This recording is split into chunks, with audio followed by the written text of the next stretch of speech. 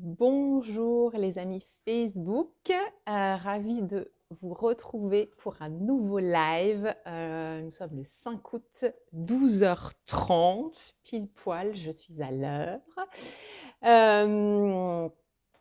12h30, heure française, oui. Il y a beaucoup de femmes canadiennes qui m'ont écrit, des clientes à moi, mais aussi des femmes que je ne connais pas qui sont au Canada. Donc déjà, je voulais vous saluer les Canadiennes parce que je sais que vous êtes de plus en plus nombreuses à me suivre et ça me fait vraiment super plaisir, ça me fait chaud au cœur. Et vous dire que ben oui, pour le Canada, donc les filles, elles m'ont écrit, les Canadiennes, en me disant: «Oh, Rachel, pour nous, ça fait hyper tôt le matin pour être en direct avec toi.» Bon, alors, je sais que ça fait tôt parce que je sais qu'il y a 6 heures de décalage. Je le sais très bien pour accompagner régulièrement des femmes qui sont au Canada ou aux États-Unis. Donc 6 heures de décalage, donc ça vous fait 6h30 du matin. Donc il y a deux options les filles. Soit, vous prenez le petit-déj avec moi, le café du matin avec moi et vous me souhaitez un bon matin, comme vous savez si bien le faire. Ou alors vous me voyez en replay. Il y a le replay et vous mettez un hashtag replay dans les commentaires, ce qui fait toujours super plaisir. Donc il y a cette solution là aussi. Et si vous me suivez sur YouTube, ben, c'est pareil. Sur YouTube, je mets tous les replays sur YouTube. Donc à partir du moment où vous êtes abonné, vous recevez une notification et vous avez accès au replay. Donc c'est valable pour les Canadiennes, mais les Françaises, les Européennes, etc., etc. Voilà. C'est toujours difficile de trouver un créneau horaire qui convienne à tout le monde. C'est même, j'ai envie de dire, c'est même impossible, quoi. C'est même impossible. Donc voilà, petite parenthèse pour démarrer. J'espère que vous allez pour le mieux aujourd'hui. Dites-moi d'ailleurs, tiens, dans les commentaires, comment ça se passe pour vous aujourd'hui, là, tout de suite, maintenant, quand vous m'entendez. Comment ça se passe, quelle émotion vous êtes aujourd'hui. Est-ce que c'est le down complet? Est-ce que c'est un peu le up et vous sortez un peu la tête de l'eau? Comment vous vous sentez? Faites-moi des cœurs aussi, voilà, des likes en cœur, pas des pouces bleus. Si sur YouTube vous n'avez pas le choix, mais les pouces bleus. Bonjour Eric, bonjour Violette, bonjour Birgit, bonjour Christine, yeah, contente de vous retrouver. Et bienvenue, merci d'être en direct, les fidèles, je vois la team des Yellow Women qui est là aussi, Violette et Christine, les meilleures potes du monde. Alors, j'ai appelé aujourd'hui mon live Guérir n'est pas trahir. C'est une formule un peu choc, mais vous allez comprendre pourquoi je vous dis ça. Je vais vous raconter une petite histoire. Tout d'abord, c'est que quand Jess s'est suicidé, mon compagnon, en 2014, j'étais un peu en mode warrior, moi. J'ai mis beaucoup, beaucoup de temps avant d'aller consulter. En fait, la première personne que j'ai consultée, c'est mon médecin traitant, 18 mois après sa mort. Et clairement, j'allais le voir parce que je voulais qu'il me donne des médicaments. Puisque je faisais des crises d'asthme à répétition. J'avais rencontré une nouvelle personne, Sylvain, avec qui je suis toujours, bien sûr, et j'avais fait des cystites à répétition. Donc, je voulais que tout ça change. Donc, pour moi, il me fallait un traitement, un truc de choc. Et voilà. Ce médecin-là, il connaissait le processus de deuil, je vous ai déjà raconté. Et il ne m'a pas donné de médicaments. Il m'a gardé à peu près 1h30. Les gens qui étaient dans la salle d'attente, ils ne devaient pas être très, très contents, mais bon, tant pis. Pour m'expliquer le processus de deuil. Et surtout, il m'a posé une question à la fin. Il m'a dit, quelle est la valeur que tu accordes à ta vie? Quelle est la valeur que tu accordes à ta vie? Réfléchis, et si tu penses que ta vie a de la valeur, eh ben rappelle-moi.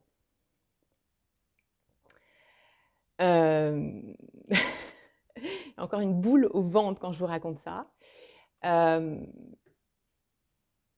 J'étais mais verte quand il m'a dit ça. Pour moi, cette phrase, cette question, elle était insupportable. Mais vraiment, elle était insupportable. Je me suis dit, mais punaise, pour pas dire un autre mot, pour qui il se prend ce médecin pour me dire ça, quoi? Quelle est la valeur de ta vie? quelle valeur t'accordes à ta vie. Et si tu réfléchis, et si tu penses que ta vie a de la valeur, reviens me voir. C'est un médecin que j'adorais, j'allais dire, mais que j'adore toujours, euh, et qui me connaissait très bien depuis des années, qui connaissait très bien Jeff aussi. Donc, d'un côté, je savais que c'était pas malveillant, je savais que c'était pour me faire réagir, mais j'étais quand même très, très en colère contre lui. Et je suis sortie de là, en fait, cette phrase, en fait, elle tournait cette question, en fait, elle tournait dans ma tête complètement en boucle, je me répétais ça en boucle. Et j'avais pas vraiment de réponse, quoi. Et ce qui me venait, c'est, ok, si ta vie, elle a de la valeur, oui, ok, elle a peut-être de la valeur, mais est-ce que c'est pas une façon de trahir Jeff, quoi? C'était ça qui me venait à l'époque. Alors, bien sûr, depuis, j'ai fait beaucoup de chemin, mais c'était ça qui me venait. Et, euh, et je savais que cette question, elle me lâcherait pas. Elle me lâcherait pas parce qu'en fait, je savais qu'elle venait toucher vraiment une partie de moi qui avait besoin d'évoluer, qui avait besoin d'avancer. Et, euh, et c'est à partir de là que j'ai décidé de me faire accompagner. Et c'est à partir de là que j'ai décidé aussi d'investir en moi. Parce que oui, forcément, quand on se fait accompagner, ça a un coût. Euh, et, euh, euh, mais je savais que c'était pour m'apaiser, pour mieux comprendre ce que je vivais. Je savais que c'était aussi pour autre chose, quoi. J'étais à un moment, en fait, à un croisement. C'était soit je choisissais cette option-là, même si je savais que ça allait être très long et qu'il n'y a aucun thérapeute qui allait avoir une solution miracle pour moi, mais je savais qu'il fallait que j'aille dans cette direction, ou alors je continuais, moi, à avancer avec mes problèmes d'asthme, avec mes problèmes de cystite, avec ma grande fatigue que j'avais aussi. Et quelque part, je continuais à mourir quelque part à petit feu, quoi. Je vivais pas vraiment, je disais pas un vrai oui à la vie. Je m'accrochais à cette souffrance et j'en parlerai tout à l'heure. Euh, donc c'est ça en fait qui m'a décidé de me faire accompagner, d'investir en moi. C'est cette question qui m'a posée qui a été un vrai, un peu une claque, hein, en pleine poire, il faut quand même le dire, cette question, mais qui m'a en fait secouée et qui m'a fait dire, bon, là, euh, ok, ma vie, elle a de la valeur, je vais trahir personne en allant mieux, en allant bien, et, euh, et go, j'y vais, quoi. Donc forcément, je l'ai rappelé, c'est lui qui m'a donné plein de contacts, c'est lui qui m'a au départ fortement conseillé de faire de la sophro. J'ai essayé avec une première sophrologue qui n'était pas très à l'aise avec mathématiques.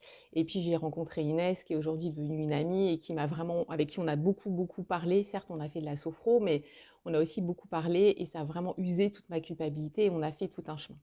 Et, euh, euh, et cet investissement, je le dis aussi parce que, euh,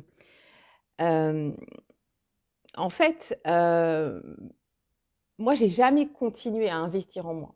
Alors moi, j'ai fait un choix, c'est que j'investis pas dans de la pierre. Moi, je suis propriétaire de mon bureau, de mon cabinet. Je suis pas propriétaire, je suis locataire. Je suis locataire ici dans mon appartement. J'ai pas de voiture et je loue des voitures. Même mes bijoux, maintenant, je les loue. D'ailleurs, je vais faire une petite pub. Voilà, les petits bijoux que j'ai, ben, c'est de la location parce que et j'ai le soleil dans l'œil. Parce qu'il y a des filles géniales qui ont développé ce concept. J'en parle. Petite parenthèse, si vous allez sur Instagram, vous verrez, ça s'appelle J'aime. Et puis vous payez un abonnement au mois et vous avez autant de bijoux que vous voulez, que vous renvoyez par la poste. Et les filles, elles vous renvoient d'autres bijoux. Voilà. Mais j'ai vraiment fait le choix, moi, d'investir en moi tout le temps, de continuer à me faire coacher, à me faire accompagner. Parce que je pense que voilà, on va plus vite, il y a des choses, parce que si on est toute seule dans notre bulle, là, on ne se rend pas compte. Et surtout, souvent, et ça, c'est vraiment ce que je voudrais dire, c'est qu'on se parle vraiment euh, comme si on était une merde, quoi. Euh, euh, on se dit des trucs qu'on ne dirait pas à ses meilleurs amis. Voilà, quand on n'est pas bien ou quand on se dit ah, j'en fais pas assez, j'aurais dû faire ceci, j'aurais dû faire cela, je suis pas assez bien avec mes enfants, je suis moche, je suis trop grosse, je suis pas assez ceci, je suis pas assez cela, il faut que je me bouge les fesses, il faut que je perde 10 kilos, il faut. Je suis naze parce que je suis tout le temps triste et je suis pas bien et je suis une vraie merde. Mais punaise, à votre meilleure amie, est-ce que, c'est un piqûre de rappel aussi pour moi, parce que bien sûr aussi, moi j'ai des périodes comme ça où d'un seul coup, il y a des trucs qui me reviennent et je me dis, oh là là, j'en fais pas assez, je fais pas ceci, je suis pas assez présente pour ma famille, je donne pas assez à mes clientes, etc. Enfin bref. Euh, dites-vous, euh, dites-vous que comment vous parleriez à votre meilleur ami? Votre meilleur ami qui vous dit ça fait 2 ans que j'ai perdu mon mari et j'ai encore des moments où je ne suis pas bien, où je me pose 50 000 questions. Euh, j'ai ces vêtements, j'arrive pas à les donner, c'est trop dur pour moi. Quand je passe devant, je ne sais pas, tel restaurant, c'est un restaurant où on allait ensemble, ça me rend triste et je suis nulle, je ne suis pas assez forte et tout ça. À votre meilleur ami, vous n'allez pas lui dire, mais en fait, tu es une grosse merde. Tu sais pas faire face, tu es faible, de toute façon, tu es moins que rien, etc. Non, vous n'allez pas lui dire ça. Vous allez lui dire, tu vas y arriver, regarde tout le chemin déjà que tu as fait, regarde comme tes enfants ils vont bien, regarde comme les personnes que tu as rencontrées sur ton chemin, et puis moi je suis là, et puis moi je t'aime. Et qu'est-ce qu'elle va vous dire, votre meilleure amie? Elle va vous dire, allez, on se prend dans les bras, et même si on pleure un coup, c'est pas grave, on se soutient. Et soyons notre meilleur ami. Vraiment. En plus, le truc, c'est quand même qu'on est 24 heures sur 24, 7 jours sur 7, minute après minute, avec nous-mêmes, quoi. Donc, j'ai envie de vous dire, notre meilleur ami, ça doit être nous déjà. Ça doit être nous. Et rien de tel pour vraiment bien se parler, parce que nos pensées aussi, elle influe aussi notre réalité. Si on se répète toute la journée, je suis qu'une merde, c'est pas facile. Des fois, mes clientes, elles disent beaucoup ça, c'est pas facile. On peut se dire autrement. On peut se dire aujourd'hui, c'est pas facile. Aujourd'hui, mais demain, ça ira mieux. Ça peut être aussi, j'ai une marge d'évolution. Aujourd'hui, je suis en train d'évoluer. Ouais. On peut se parler autrement. Puis c'est en ce moment, je suis comme ça. C'est aussi envoyer le message au cerveau que je ne vais pas être tout le temps comme ça. C'est aujourd'hui, là, peut-être, là, à midi, je ne sais pas combien, quelle heure il est, à midi 45, là, je ne suis pas bien. Et je sais que dans 1 heure, ça ira mieux. Et je me fais confiance. Je fais confiance au processus de deuil. Ça, c'est vraiment aussi hyper important de vous dire ça, en fait. Que ce processus de deuil, il est déclenché chez vous, quoi. Et il travaille. Le truc, c'est qu'on ne le voit pas. C'est pas comme, je sais pas, je casse une assiette, je la répare, je la recolle, je vois qu'elle est recollée et c'est bon, c'est reparti pour un tour. C'est qu'on le voit pas. D'où l'importance aussi d'avoir des personnes bienveillantes autour de vous qui vous disent, mais tu te souviens comment t'étais il y a un an? Tu te souviens peut-être que l'été dernier, t'es pas parti en vacances parce que tu n'y arrivais pas, parce que c'était impossible pour toi. Il y a un an peut-être, ou il y a 6 mois, tu allais pas au restaurant. C'est important qu'il y ait ces feedbacks parce que sinon, vous êtes en fait, et on est tous pareils, hein, moi aussi, hein, la première, on est dans le truc là comme dans un, comment on dit, le mot m'échappe, on est la tête dans le guidon, voilà, on est la tête dans le guidon et on voit pas tout ce qu'on fait parce qu'en fait, on est focus sur tout ce qui va pas. Ça, c'est aussi une astuce, c'est de voir ce qui va. Et je sais que c'est dur d'écrire ce qui va quand on a perdu un proche, mais il y a toujours des petits trucs. Il y a peut-être, je ne sais pas, la dame que vous avez croisée dans la rue à la boulangerie ou je ne sais où qui vous a fait un sourire. Il y a peut-être le coup de fil d'un ami. Il y a peut-être, vous allez peut-être déjeuner avec une copine aujourd'hui. Il y a vos enfants. Il y a peut-être, il y a peut-être, tiens, chez moi là, la température elle est redescendue. Oh, il a plu cette nuit. Oh, voilà, ça c'est bien, c'est une bonne chose. Voilà, gratitude pour ça. C'est détourner le mental sur des petites choses, être focus sur ça va. Ça, l'autre jour, il y a une dame qui me disait dans le programme, je suis super contente parce que j'ai rencontré quelqu'un, c'est devenu une amie et que ça. Ça, on focus là-dessus, vraiment. Et je me suis embarquée et j'ai perdu le fil de ce que je voulais vous dire. C'était oui, pour bien se parler, vraiment. Et comment dire? Et ne pas se punir aussi, c'est ça que je voulais vous dire. Parce que on peut avoir tendance à se punir. Hier matin, j'ai commencé un programme avec une dame qui est assez âgée, qui a 87 ans, qui a été 66 ans avec son mari. Et qui m'a dit, j'ai toujours super bien fait à manger, mon mari disait que j'étais une super bonne cuisinière. Et elle me dit, mes enfants, elle est accompagnée par son fils qui l'a déposé au cabinet. Et ben en fait, il est inquiet parce que volontairement, elle me dit, je vous le dis qu'à vous, Rachel, elle me dit, euh, je me fais mal à manger pour me punir parce que j'ai pas le droit de bien manger, parce que mon mari, il est plus là. Mais personne, voilà, elle a bien conscience que ça changera rien, que ça fera pas venir son mari. Et on a parlé de ça. Et alors, c'était la première séance, hein, donc l'idée c'est aussi d'user ça, c'est de décortiquer ça. Pourquoi je me punis? Qu'est-ce qui se passe? Et qu'est-ce qui se passe en fait quand on se punit? Qu'est-ce qui se passe quand on dit, ben non, je vais pas me faire aider, je vais être. L'autre jour, il y a une dame qui m'a dit, vos vidéos là, je sais plus comment elle me l'a écrit. Bon, ça voulait dire, moi, je vais faire mon deuil toute seule. J'ai senti comme ça un truc de colère et tout. Bon, bah, c'est ok.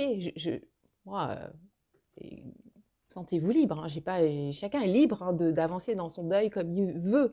Mais c'est aussi une façon de se punir, de dire, je vais rester tout seul chez moi, je vais me démerder tout seul, je vais pas demander d'aide. Euh, et bon, ok. C'est un choix. Mais il y a ce côté-là, je me punis. Je pourrais. C'est un peu, j'ai mal aux dents. Je vais comparer un truc. C'est pareil. Hein, j'ai mal aux dents, mais je vais pas aller chez le dentiste, quoi. Je vais pas aller chez le dentiste parce que genre, je mérite pas. Alors, il y a certaines personnes qui disent, ouais, j'ai peur. Alors, j'ose pas dépasser ma peur parce que des fois que j'aille bien après, hein, mais non, mais je vais me plaindre auprès de tout le monde et tout. Il y a un truc de punition qui peut parfois être et souvent être inconscient, et on en passe par là. Moi, j'en suis passée par là pendant 18 mois. Hein. Je me suis plaint auprès de tout le monde, que j'avais mal partout, que tatati tatata, que j'allais aux urgences la nuit pour mon asthme, etc. Mais j'allais pas me faire accompagner. J'allais pas. J'ai dû à un moment donné mettre un coup de pied aux fesses pour aller voir mon médecin. Et par chance, ça a été le déclencheur avec cette question qu'il m'a posée. Et, et ce que je voudrais ajouter, c'est que se raccompagner, s'apaiser, lâcher ses émotions, on lâche un petit peu de sa souffrance, en fait. On lâche un petit peu de sa souffrance, et lâcher cette souffrance, en fait, il y a une confusion, mais pour toutes les personnes endeuillées, et c'est un réflexe. C'est vraiment un réflexe, mais qui est une erreur, en fait.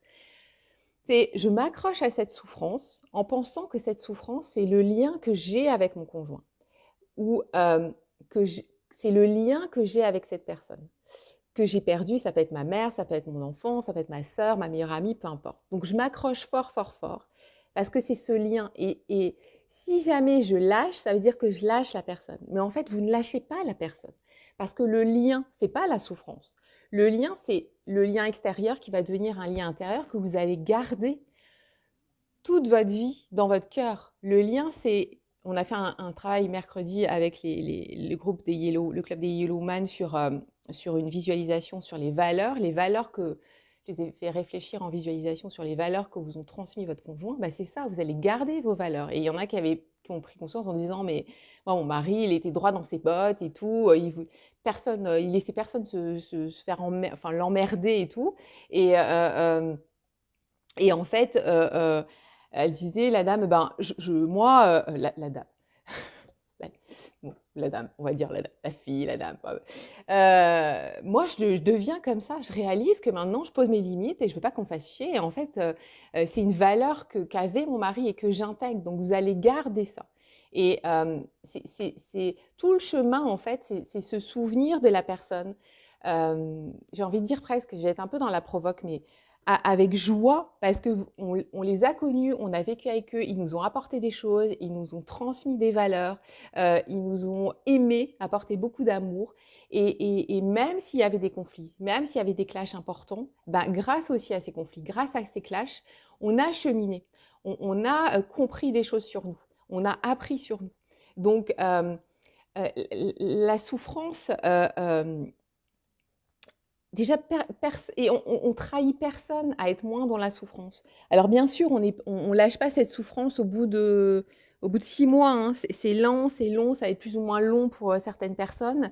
Euh, mais en tout cas, voilà, je vous amène ça aussi aujourd'hui, parce que des fois, quand je vois des personnes qui, au bout de 5 ans, au bout de 10 ans, s'interdisent encore, là, comme pour cet été, de partir en vacances, disent c'est fini, ma vie, elle est terminée, moi, voilà, je profiterai plus jamais. C'est des gens qui sont dans la confusion.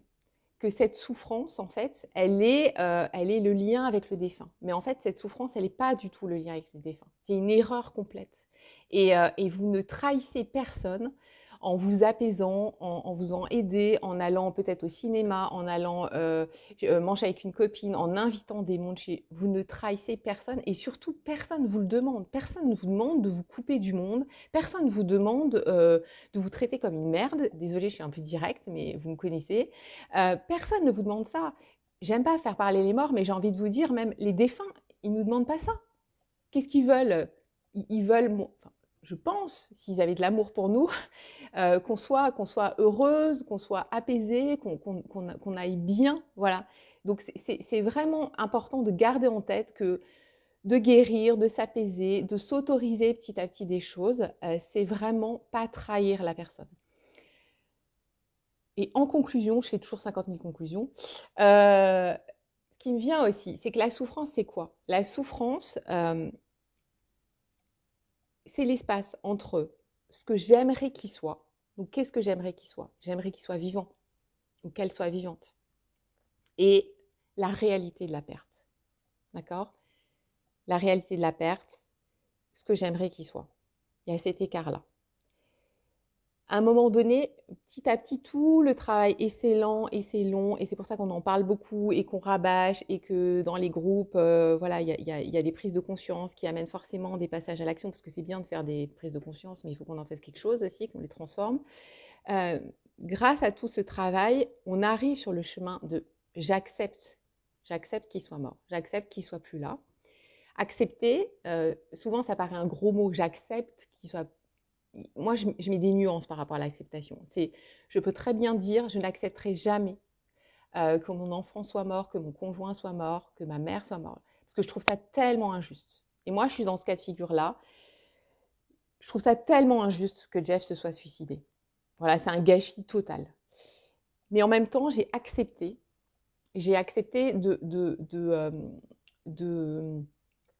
de ramener la vie en moi, j'ai accepté de profiter de la vie. Ça a été un gros coup de pied au cul pour moi de dire, ben, ok, la vie, elle est courte, ma vieille, donc il va falloir que tu en profites pour 2, pour 3, à 100, à 10 000%.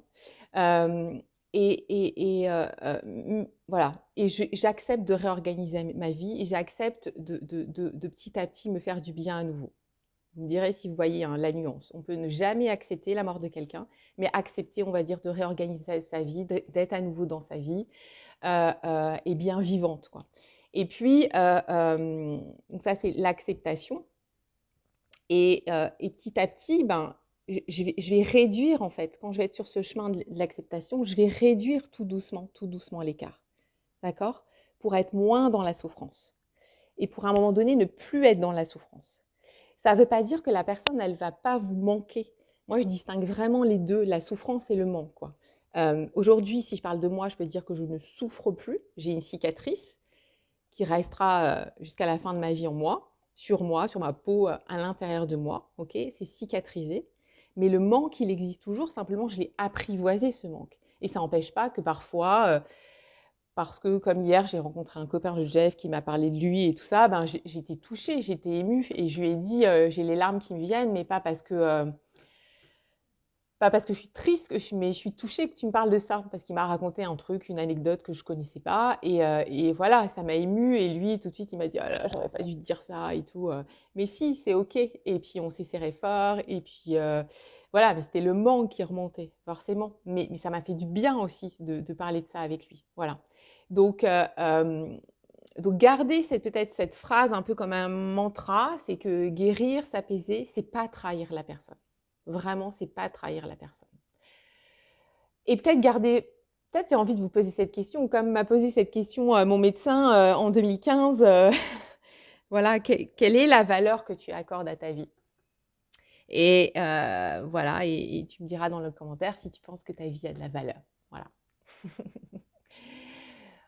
On va s'arrêter là pour aujourd'hui. Merci pour votre présence.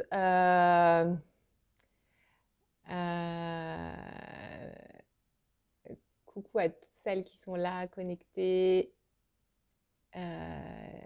Véro, Justine, Isabelle, Violette. Violette, je t'ai appris un truc, tu vois, sur les bijoux. C'est la petite pépite. Euh, et